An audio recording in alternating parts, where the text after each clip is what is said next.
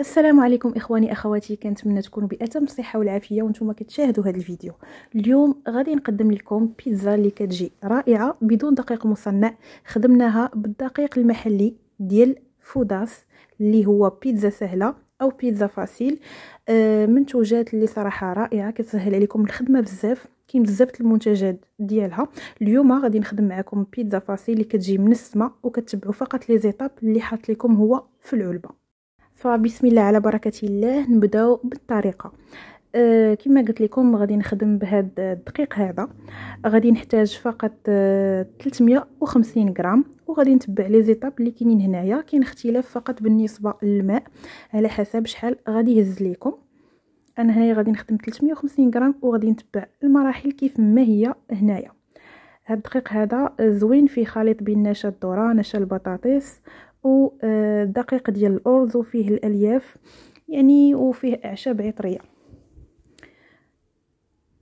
غادي نخدم كما قلت لكم 350 غرام. ايضا بالنسبه للماء خدمت قد الماء قد الدقيق 350 غرام ديال الماء الدافئ. يعني نعطيتكم المقادير المضبوطه اللي خدمت بها هاد البيتزا هادي. وايضا غادي نحتاج واحد المعلقه كبيره غير مملوءه من السكر. انا خدمت هنايا بالسكر الاسمر، يمكن استبداله بالعسل او السكر الابيض. غادي ناخذ هنايا واحد الساشيه ديال الخميره، الوزن ديالها تقريبا 10 غرام، ما يعادل واحد المعلقه كبيره غير ممتلئه. قليل من الملح، انا غنزيد قليل من بودره الثوم وقليل من الاعشاب العطريه. نورمالمون هو فيه ديجا الاعشاب العطريه، ولكن انا بغيت نزيد نبينها هكا تكون باينه في لاباط ديالي. اول حاجه غادي ناخذ الخميره ديالي وغادي نحاول ندوبها في 350 مليلتر ديال الماء مع ملعقه كبيره غير ممتلئه من السكر. نخليهم واحد المده ديال 5 دقائق تيتفاعلوا ليا. بعد ذلك غادي نخدم بهم في لاباط ديالي. غنخليه على جنب تفاعل وبعد ذلك غادي ناخذ واحد الوعاء وغادي نعبر معكم 350 غرام من هاد الدقيق ديال بيتزا فاسيل. من بعد غادي نزيد القليل من بودره ديال الثوم اللي ايضا ديال الماركه ديال فوداس. كنخدم بجميع الانواع ديال هاد الماركه هادي. ومن بعد غادي نزيد القليل من الاعشاب العطريه. ونسيت ما قلتش لكم انني ضفت 2 معالق كبار ديال زيت الزيتون، يمكن استبداله بالزيت النباتي. وغادي نخدم بديك الكميه ديال الماء اللي تفاعلت مع الخميره والسكر. كما كتلاحظوا العجينه ديالنا خصها تكون مرخوفه كتلتصق نوعا ما باليد بهذا الشكل هذا.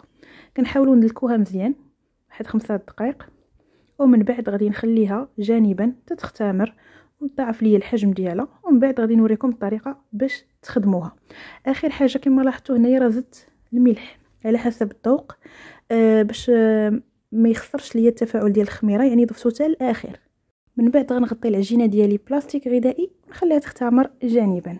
خدات لي مده الاختمار تقريبا واحد 35 دقيقه.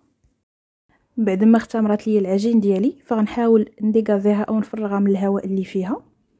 وكيفاش غادي نخدم هاد العجينه هذه؟ غادي ناخذ بلاستيك غذائي غادي نحلو وغادي نرشو بدقيق ديال الذره وغادي نحاول هكا نرش السطح ديال العجين ايضا بدقيق الذره لتفادي الالتصاق، لانها كتلصق بزاف هاد العجينه هذه. فضروري من هاد المرحله تكثروا شويه هكا الدقيق ديال الذره او دقيق الارز حسب الاختيار ديالكم كما كتلاحظوا. وبعد ذلك انا كنشكل هكا دوائر ديال البيتزا على حسب الحجم اللي بغيت. نسيت هنايا ما تقبتهاش، فضروري ما نثقبوا العجينه ديالنا. وغادي نحطها جانبا فوق واحد المنديل اللي هو نظيف، واكيد اللي رشيته ايضا بدقيق الذره. هنايا غادي ناخذ البقيه ديال العجين ديالي. دائما نرشوا ونتاكدوا انها ما التصقش لنا العجينه فاش نبغيو هكا نيطاليوها او نسرحوها. ويعني التقطاع ديال العجينه ديالكم بغيتو ديروها عائليه بغيتو ديروها فردين صغار كيبقى لكم الاختيار. انا غنديرهم شويه هكا متوسطين. انا تقبت العجين ديالي من الاول، عاد غادي نحاول نشكل هكا دوائر ودائما كنحطوهم جانبا فوق واحد المنديل اللي هو نظيف مرشوش ايضا بالدقيق ديال الذره. يعني العمليه سهله وبسيطه وكتحصلوا على بيتزا اللي هي رائعه. بالنسبه لهاد البيتزا هذه فغادي نطيبوها في المقلاة.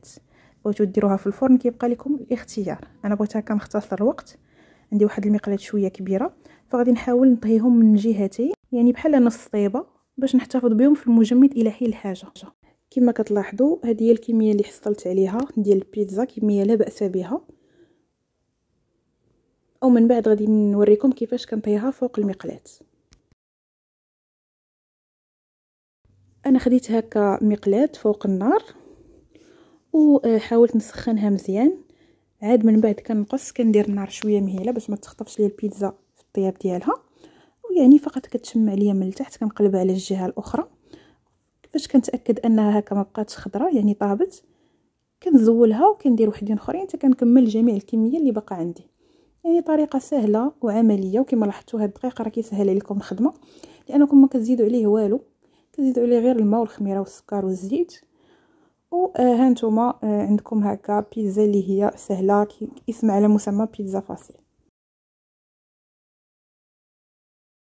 انا هنايا ما كنتش دايره بحساب يعني دايره حشوه واجده، لانني كنت بغيت نحتفظ بهم في المجمد، غير بغيت نوريكم كي دايره لا تيكستور ديالها. غندير فقط القليل من الجبن وهكا شويه الزيتون وشويه لانشون كان عندي، وغادي نوريكم كيفاش كتجي في القوام ديالها. راه كتجي قطنيه وكتجي رطبه بزاف واخا بدون دقيق مصنع.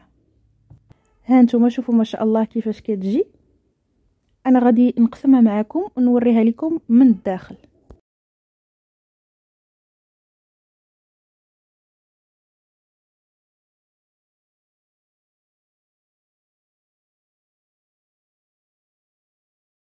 راه كتجي ما شاء الله قطنيه وما كتجيش نهائيا معجنه ولا شي حاجه. انا غادي نحتفظ بها في كيس بلاستيكي في المجمد الى حين الحاجه. وكانت هذه نهايه الوصفه. لا تنسوا دائما ان صحتنا في حميتنا. اترككم في امان الله، الى اللقاء.